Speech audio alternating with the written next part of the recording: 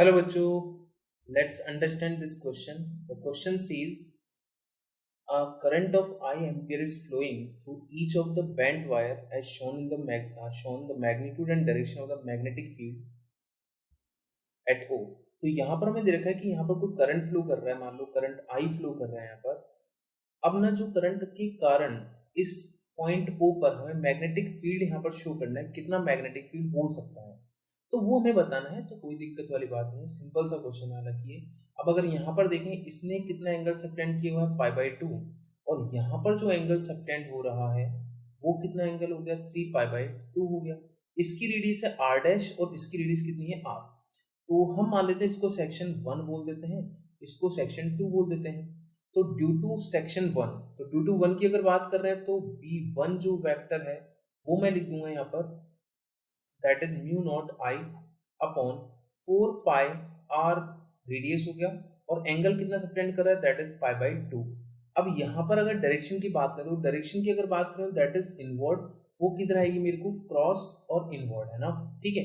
इसी तरह से अगर B2 वेक्टर की बात करूं तो B2 वेक्टर जो हो जाएगा वो हो जाएगा mu not I upon 4 pi r dash, और यहाँ एंगल सबटेंड हो रहा है 3 पाई/2। और इसके लिए भी डायरेक्शन की अगर बात करें तो वो भी क्या आएगा, क्रॉस आएगा, क्योंकि दोनों की जो करंट की डायरेक्शन है वो सेम है, ठीक है। अब बात करते हैं इसके टोटल मैग्नेटिक फील्ड की। तो यहाँ पर टोटल मैग्नेटिक फील्ड जो होगा, मैग्नेटिक फील्ड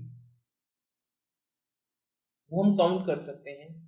बी वेक्टर वो हो जाएगा मेरे पास में B1 vector plus B2 vector से।